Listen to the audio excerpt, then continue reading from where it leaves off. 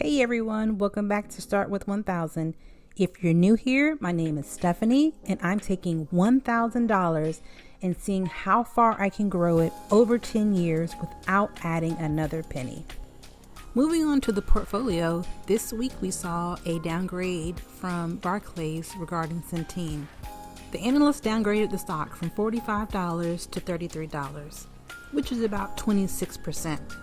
And in my opinion, it's just more of the same. We all know that they have the issue with profitability, so this should come as no surprise to anyone who's been following the stock. The company did pull its forecast earlier this summer, and since then we've saw a over 50% decline in the stock.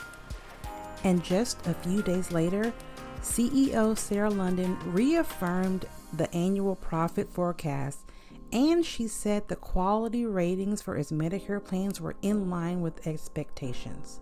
That is great. And more importantly, in my opinion, she also pointed to stronger than expected Medicaid results in the month of July and August, which really support a rebound in the second half of the year. The update on Medicaid is showing better results than recently feared, and I'm glad to hear my thesis hasn't changed in the stock, so I'm going to continue to hold and see how Centene can regrow their business from here. I've also been following the protests in Indonesia, and if you haven't heard about the situation, a delivery driver was run over by a police vehicle and the act sparked a protest. And this is such a beautiful thing to see. What people have been doing, they have been placing orders for delivery drivers and then leaving a note in the order saying that they can either keep the food or deliver it to someone in need. So while the situation is very unfortunate, it's nice to see people come together and support delivery drivers by ordering food for them and for their families and for people in need. I love it. And I'll be keeping an eye on the protests as well and seeing what the outcome is, because I think we can all agree that we want a safe and positive outcome to come from this conflict. I'm looking into 2026. I'm putting together now my thesis and my plan for the year.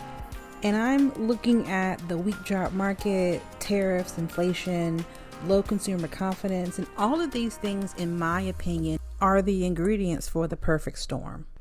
And I'll share the full thesis later on in November. And if you've never thought about the next year or thinking about the future for your investments, I really would encourage you to do so. We can't control what happens in the market, but we can control how we react. We can't control the type of companies that we invest in, and we can't control our emotions. In a downturn, when everyone is panicking, that's not the time to make a plan on what to do. And if you have never thought about this, I would encourage you to do it. So go ahead and create a watch list. Create a watch list of companies that you've always wanted to buy. Think of it as your dream wish list. And when the opportunity comes to invest in companies during a major downturn, that is your blueprint on what to invest in. And don't use that time to invest in bad companies. Invest in the type of companies that you want to pass down to your kids. You want to build your legacy behind. The purpose of your investment portfolio should be to fund causes, whether that's your retirement, whether that's your kids' future. It should be funding a cause or a business or a person doing good work. And this could be in your home, in your neighborhood, in your community. It could be anywhere in the world. Your good decisions can change the lives for generations of people to come.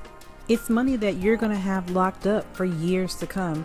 And it's not your rent money. It's not your light bill money. It is money that comes from your access, from saving, from your job, from any other source. It could even be an inheritance. The point is, you're using this money to build something, not just for yourself, but for the people who you love, the causes that mean the most to you. Anyway, I'll get off my soapbox. That's all I have for you this week.